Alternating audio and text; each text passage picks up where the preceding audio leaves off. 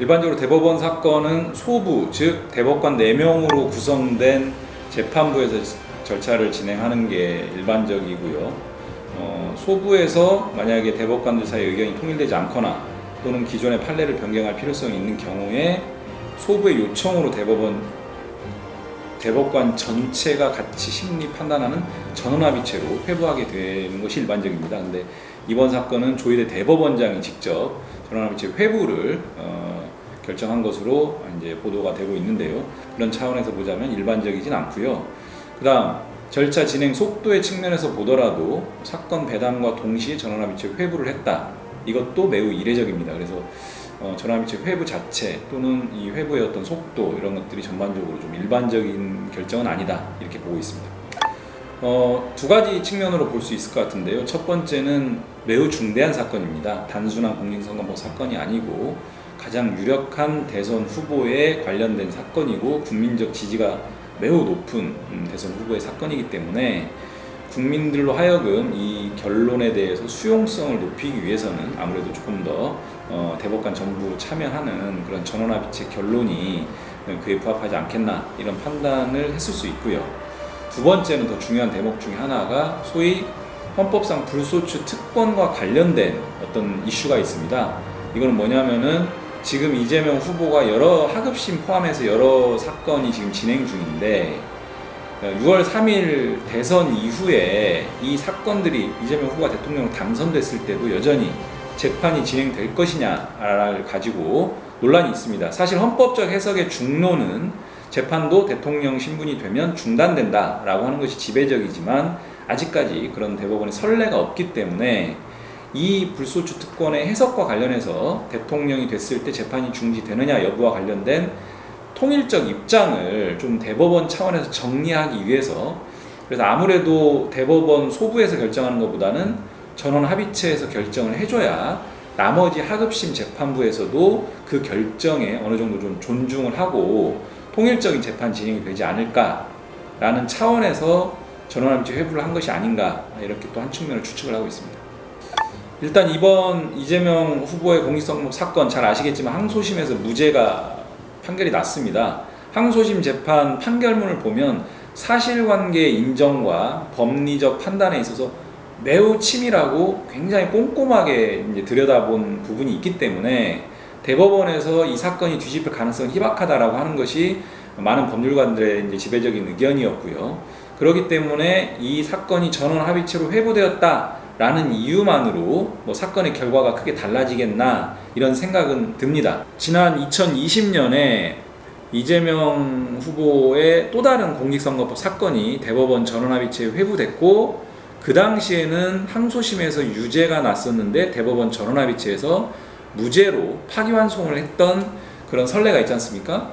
그때 당시에 대법원 전원합의체가 어떻게 뭘 기준으로 판단했냐면 공직선거법 허위사실 공표와 관련해서는 헌법상 중대한 기본권인 표현의 자유 이 부분 또한 매우 중요하게 고려를 해야 되기 때문에 허위사실 공표 죄를 쉽게 인정해서는 안 된다라는 취지의 어떤 기준을 세웠습니다.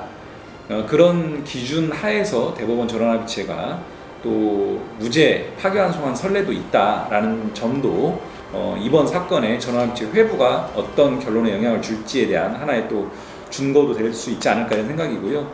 일각에서 보수진영 국민의힘에서 혹시 대법원 전원합의체에서 파기자판 즉 항소심의 무죄를 뒤집고 대법원이 그냥 직접 곧바로 유죄 판결을 신속하게 하는 거 아니냐 이런 주장들을 하는데요.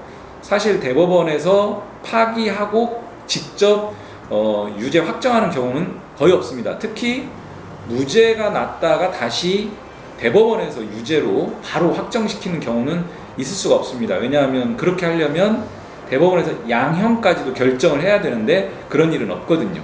그렇기 때문에 일각에서 주장하는 대법원 전원합의체에서 파기자판하는 일들은 없을 것이다. 그리고 이 사건은 애초에 무죄 사건이다. 이렇게 보여집니다. 앞서 말씀드린 것처럼 조희대 대법원장이 633 원칙을 계속 강조하고 있고 또 말씀드린 바와 같이 대법원 이 사건이 재판부의 배당됨과 동시에 전원합의체 회부가 되고 또 오늘 회부됐는데 오늘 첫 심의를 했다는 거 아닙니까? 이런 것들이 다 좀 이례적인 매우 신속한 절차 진행이에요. 그래서 혹여 어떤 의도를 가지고 좀 우려스러운 어떤 결과 또는 대선 전에 이 사건 종결시키겠다 어떤 방식으로든 이런 뭐 의도를 가지고 사건을 진행하는 거 아닌가라고 하는 국민적 의구심이 있고요. 또 이런 의구심을 증폭시키는 근거가 조희대 대법원장이 잘 아시는 것처럼 계엄과 내란 국면, 또 서부지법 폭동 과정, 또 마용주 대법관의 미임명, 이런 일련의 윤정부와 최고 권력자들의 위헌적 행태가 있을 때마다 이 부분들에 대해서 말을 안 해요. 분명하게 사법부 수장으로서 의견을 밝히고 입장을 피력해서 이런 부분들을 좀 제어를 했어야 됨에도 불구하고 안 합니다. 그런데 그런 조희대 대법원장이 전원합의체를 회부하고 일반적인 절차와 다르게 매우 신속하게 진행하고 하는 이 흐름에 대해서 상당한 국민적 우려를 하는 것이 나름 합리적인 근거가 있다, 저는 이렇게 생각합니다. 이번 이재명 후보의 이 대법원 공직선거법 사건은 단순한 피고인 한 명에 관련된 사건이 아니고요. 국민들로부터 압도적 지지를 받고 있는 가장 유력한 대권 후보입니다.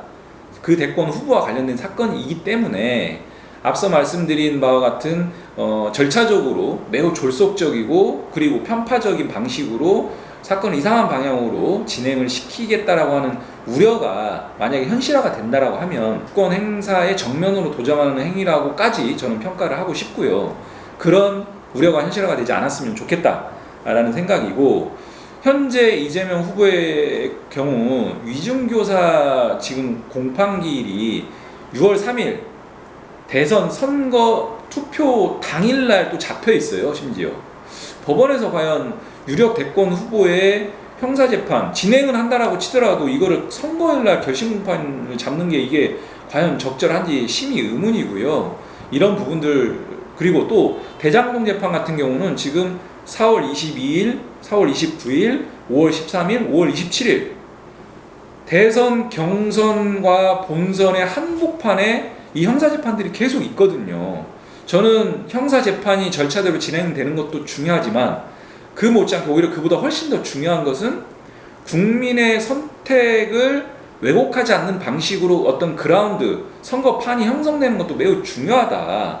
그런 측면도 좀 합리적으로 고려돼서 형사재판이 진행돼야 되는데 그렇지 않은 방향으로 지금 절차가 진행되고 있거든요. 저는 어떻게 보면은 국민적 관점에서도 좀 적절한지 의문이고 후보 개인의 입장에서도 상당히 좀 가혹한 절차 진행 아닌가 이런 생각이 듭니다.